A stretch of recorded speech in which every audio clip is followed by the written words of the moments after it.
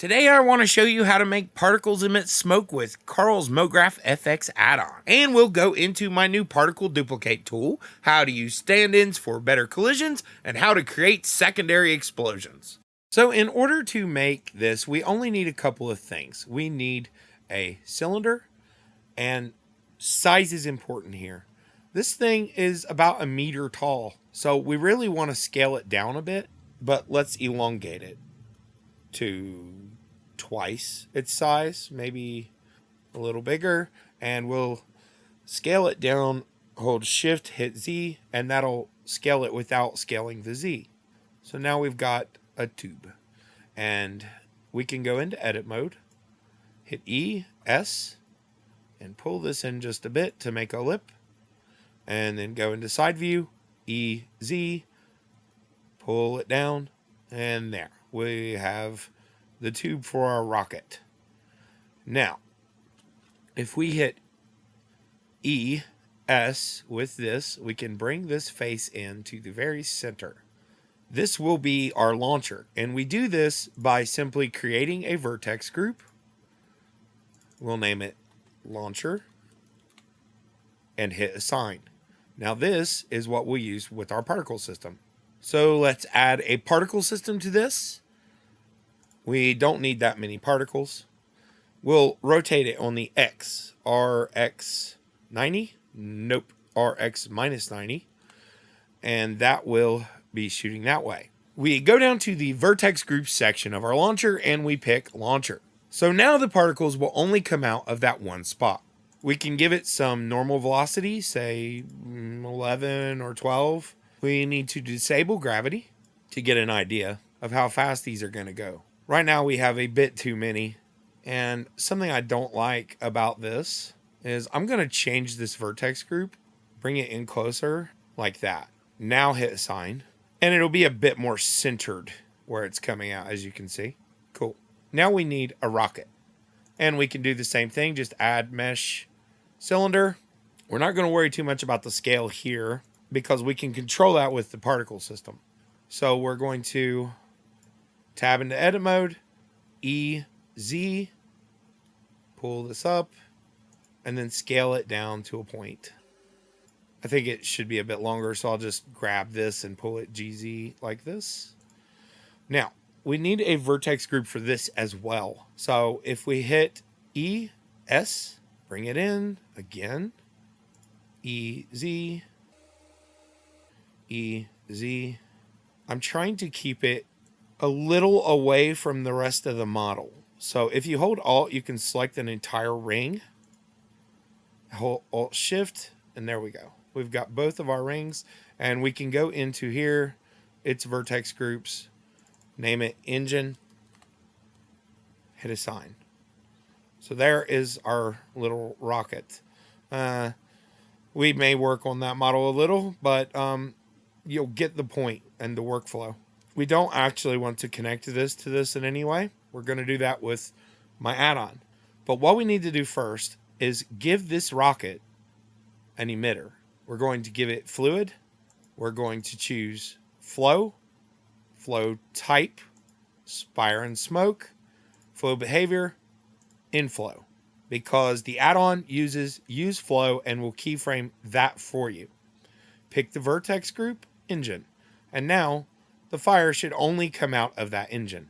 So we need one more thing, and we're going to go ahead and put it in a cube, SY15, SZ2, SX2, and now we've got a long corridor we can drag over, GY. We can bring this over, and this will be the area where our fire will be simulated. Next, we can use the track particle positions tool. We're going to use an object. We will pick the cylinder, and our object is obviously going to be this cylinder, but we'll name it rocket, and we'll name this one launcher. We need a fluid on our domain. We can just pick domain. We're going to leave it at 32 for now. We will go ahead and run the script, but one thing, we need this drop down, which needs to be labeled a little better. I'll work on that. We pick fluids. That tells the script that this has a fluid on it. We have two settings, offset start and run for. So we want it to start 1 frame after birth, and we're going to run it for 50 frames. Save and track particle positions. And the script has now generated our rockets. It's made 60 of them, and they're all animated. There are going to be problems, deliberate, because I want to show you how to fix them. Okay, so issues. First of all, these are rotated the wrong way. We need to do 2 things to fix that. So we need to skip rotation when we run the script. So I'm just going to Control Z this a couple times. And I'll show you what that does. It just doesn't look at the particle rotations at all. So that these will be facing forward. And they're not. Why? Well, we need to rotate this. RX 90. Oops. RX minus 90. I forgot to do this, but we can just delete these rockets. We don't need them. Okay. So we'll rerun it one last time, and they should be facing the correct direction. And there are our rockets. They're way too small.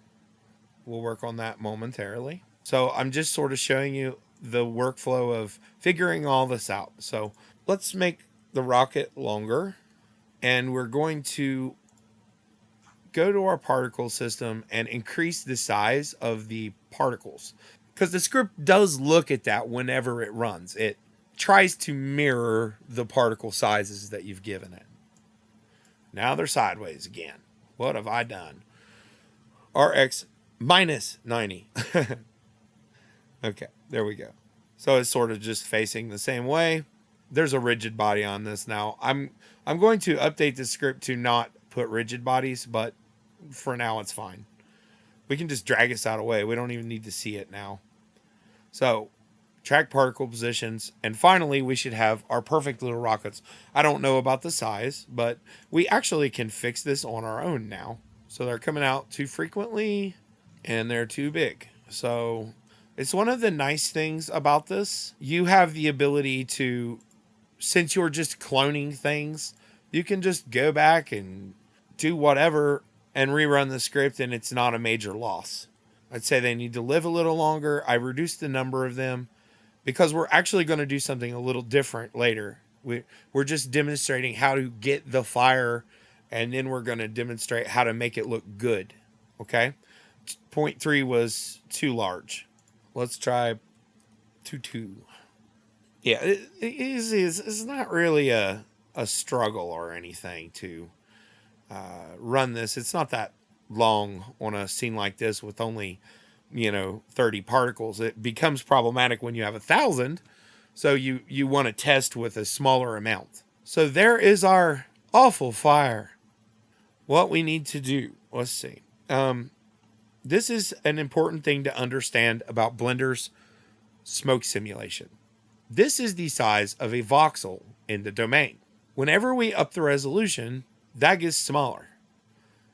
This is the size of a rocket, and you can see that our rocket is actually smaller than this, which means that the resolution of the fire coming out of the rocket nozzle isn't going to be great. We need at least 150 resolution or so to even match the nozzle. But it will be good for playing around with settings, and then later when we're going for our final bake, then we worry about that resolution. I prefer to do it this way. I use modular and is resumable. That way we can get a bake and not have it, say we get halfway done rendering, we want our bake to be there so that everything will look the same. And also, since it's resumable, it takes up more drive space, but you can bake like this, hit escape, check how your fire's looking, and you can just free it and do it over. You don't have to wait on the whole bake to finish that way. So we can see that our resolution is still not great. The original rocket object is where we want to really make changes if we want to improve things, and we can just delete all our little rockets. One thing that you notice, this fire, it's spaced. That's not good. So the problem is sampling substeps. So we want more like 4 substeps. That way this will be one continuous flame. Another thing is initial velocity. And this is one of the good ways of doing it like this with the script, is you can get a more accurate initial velocity because these are keyframed objects. Sometimes it could be a little buggy and weird with particles. Why did I pick negative initial velocity?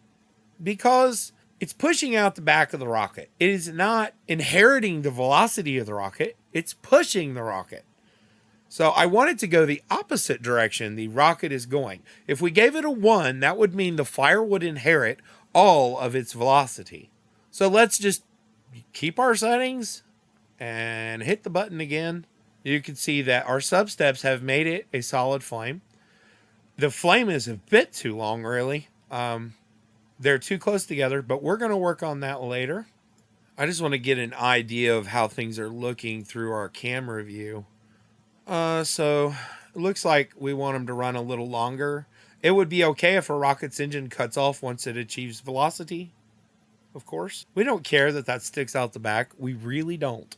Because if it's not in view of the camera, it doesn't exist. One thing we might do is cut down the fuel on our original rocket.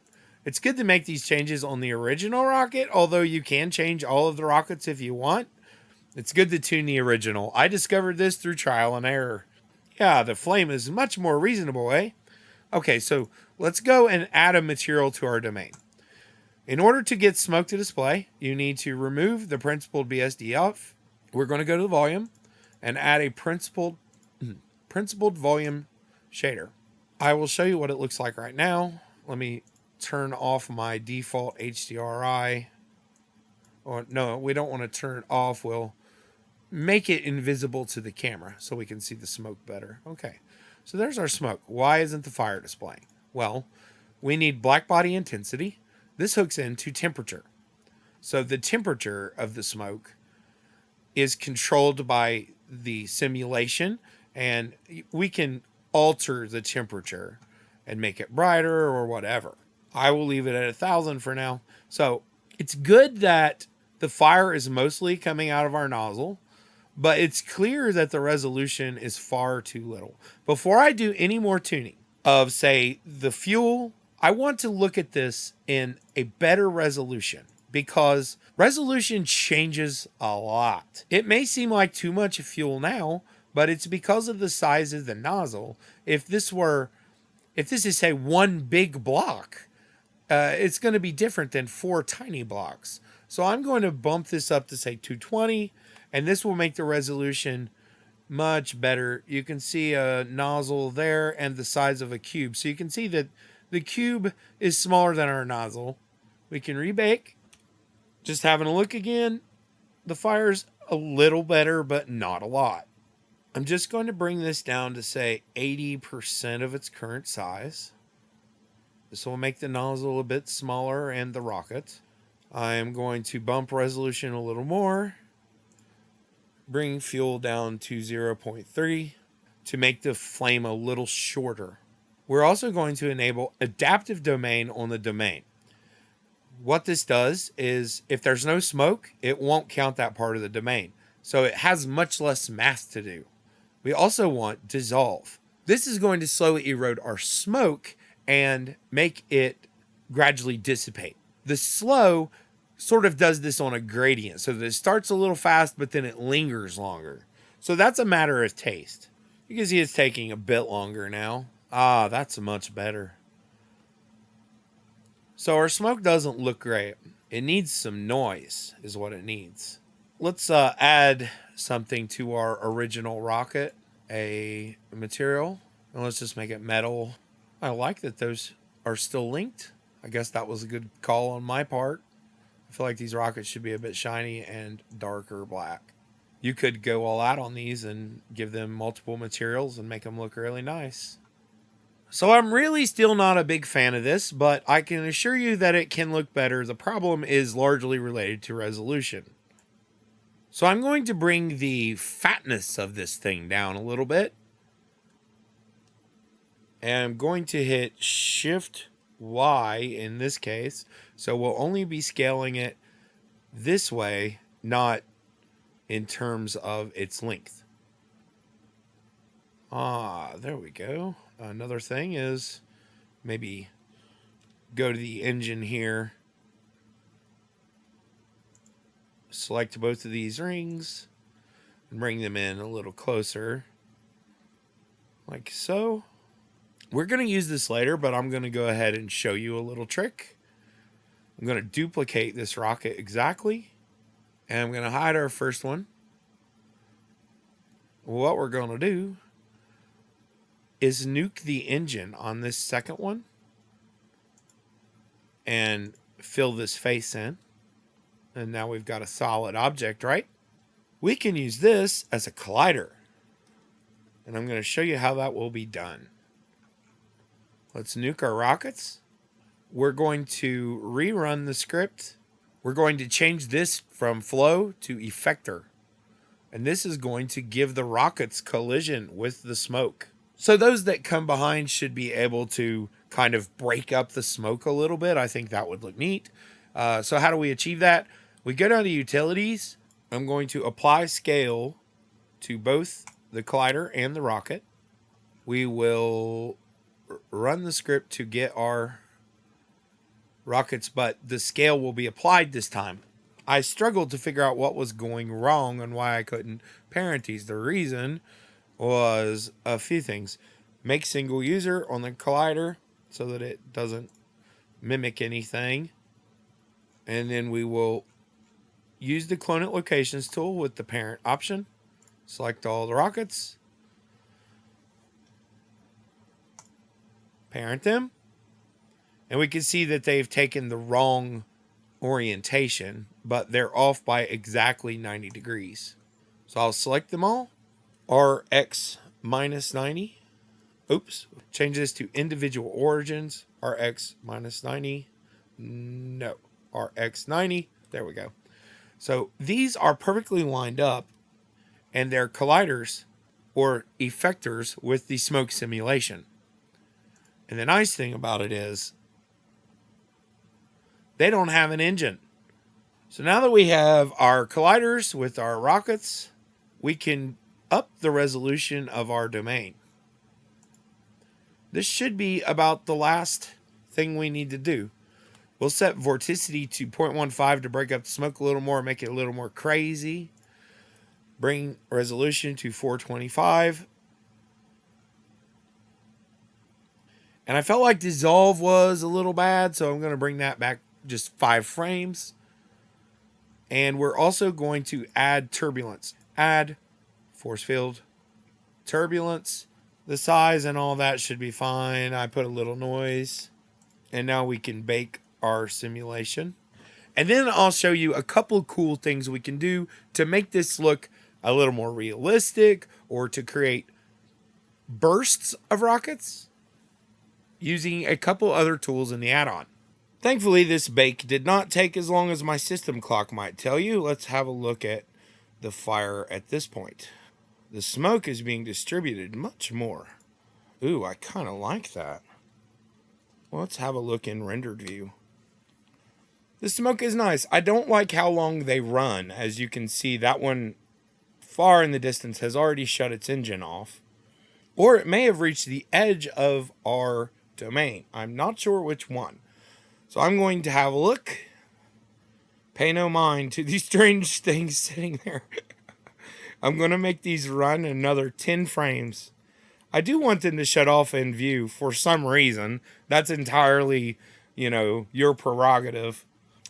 And you can do this actually with particle instances, but you cannot control how long inflow is on. You could do a lot more than this with it, because you can obviously use it with fluid simulations as well. So you might only want inflow on for a few frames. And additionally, if we like, we could do secondary explosions with this setup.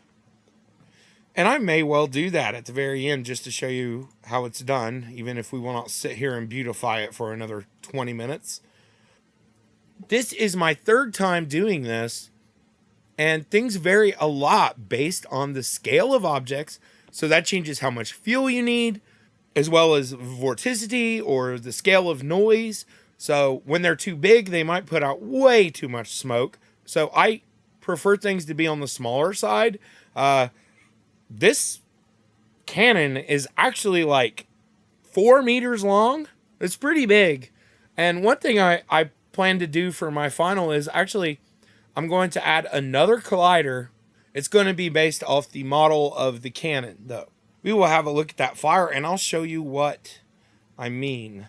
So if I duplicate my launcher and I add fluid effector, now we have a duplicate of the launcher. We can hide this original. We don't actually need it now. This will allow the smoke to not go through the launcher. We can also scale this down, although we would need to redo our rockets. If we're happy with our rockets, though, it's not a big deal. We'll just need to redo the smoke domain. I'm going to hit S, Shift, Y to avoid scaling these down on the Y. And I'm going to try to get it about the size of a rocket. Like, there. They should still look correct coming out. One of the things I notice with simulations is it's really good to use stand-ins. Like if you were doing a cup of water, you could do a larger object outside that has the correct borders but is thicker, and that will help the water stay in a thin glass without causing artifacts and issues. You can just hide that collider and show your really nice thin glass. You know, I'll actually show you how you can use one of those stand-ins. If I go into edit mode, I can show you what I mean. So the size of our domain, you know, good and all. Let's only select these rings. So we're going to carefully pick the top ring. Hold Alt Shift. And now if we hit S, Shift Y, we can make this thicker so that the smoke domain will do a better job of detecting it as a collision. And then if we hide this and show our original launcher, the fire should stay inside better. You just want those substeps. It'll kind of cut time in half. It makes the bake take a little longer, but it will increase the accuracy so that your smoke does not go through that. So let's have a look. Is it working? Yeah, it's working. So the stand-in is containing our smoke because it's thicker, and this saves us upping the resolution just to keep that smoke in there. So that's another little trick. I like the wildness of the smoke. I think the turbulence might be a bit strong. You know, you can cut that in half.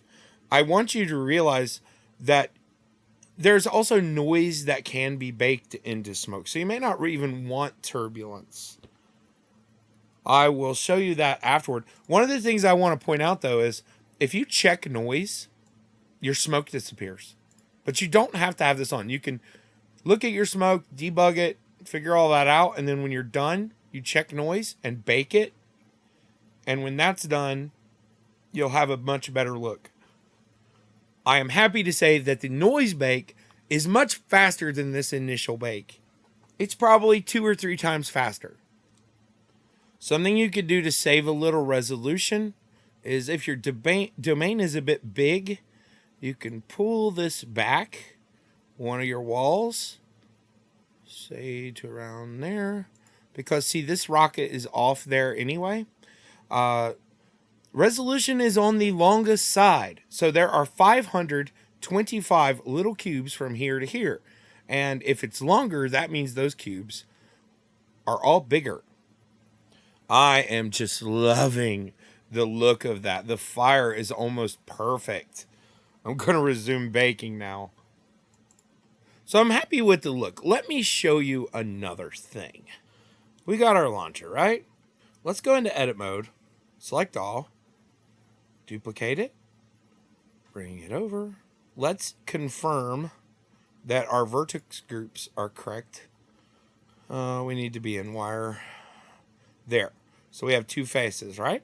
Yes, I'm nuking everything, but I'm going to show you something cool. Let's say we want... Let's have a look at the particle system and how it's doing now. So it's kind of doing 2, 2, 2, 2, okay? I don't like that. We're just going to make it do 2. But say maybe in 15 frames. Let's try to change so that we get 2. Yes. Perfect, right? So there's our double barrel launcher. It fires 2 missiles Let's bring them a little closer together. Now, this is one object. Our domain is going to have to be just a little bit bigger. One thing we could do is maybe recenter it somewhat. Okay. A customer asked for this feature. I really agreed. It is something that Blender needs. It is the particle repeat tool. So I'm going to pick my launcher, and I'm going to tell this that I want it to fire every 45 frames. I want it to repeat this 3 times, and I'm going to randomize the timings just a bit. If I pick clone, this will clone our launcher. It does mean I'm going to need a new stand-in for the collision, but I'll show you how easy that can be anyway. I mean, really, it is easy. So I'll just go into edit mode, Shift D, X, and we'll have 2. Just line this one up better with this. Doesn't need to be perfect, but that'll be close enough to keep the smoke from seeping out. So our particle repeater tool can be told to do this every so often. It's going to clone the launcher. It's going to do it as many times as we say, so I'll change it to 4. Now repeat particles. Okay, let's put this launcher in this collection. And now we have a collection of 4 that do this. 1, 2. 1, 2. Okay? That's cool. It's something that's sort of difficult to do. This allows for gaps that you can't get with one particle system. And it's automatically set them up for us. See, that's very nice. So this was a great idea by Dan. Thank you, Dan. So now we have a collection, and we need our rockets back. But this is easy because we support this. We change to collection on our track particle positions. We pick the CRB collection, and it will make the same rockets, the exact same thing. It'll just use all of the launchers, and they'll still all be correct. Hit the button, and we've got our rockets. There are a total of 8. 1, 2, 3, 4, 5, 6, 7, 8. What are you exactly? Let's see what's going on. I think this is a caching issue. So rather than just rerun that, I'm just going to head into the particle settings and change the live times on these. Like 105. This will keep our rockets better organized if we rename that collection to launchers. And there. Our rockets will fly further before they do that. So much better. See? Yes. Okay, so we got 4 pairs of rockets to fire. And everything is the same. We can do the exact same thing we did with our collider RX90. Okay, all good.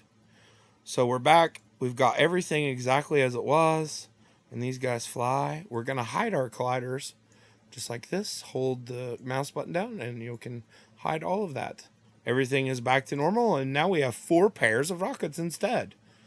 Let me take it one step further.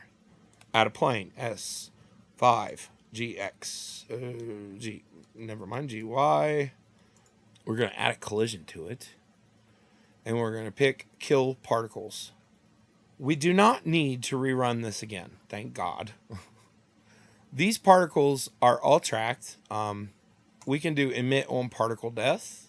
So what we can do is add a new object. We're going to grab an icosphere, pull it over here, add fluid. We will pick, flow, fire and smoke, inflow, okay?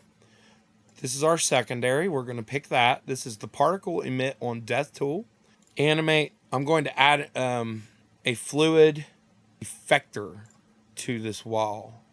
Now, similar to the other tool we have emit for. What's the difference? Well, particles to sim and animate does during birth. This does on death. And if this kills our particles, then we can tell it to emit for, say, 6 frames, and we'll do it -1 frames before death. Playing around with this helped me fix a little bug. So let me show you what happens when you do the launchers, the icosphere, as we have set it up. It is scanning each and every object, all of the frames, to figure out when and where each particle dies. So it can position our emitters for us and trigger flow at the correct moment, whatever we told it, for however long we told it. And as you can see, these have been keyframed. Use flow is off until here, and then it runs for 7 frames. Hopefully the explosion will mask these going through the wall, but we're going to have to find out. Leaving this effector, I'm going to pick is planar. Why? Because it's a plane. It's not a solid object.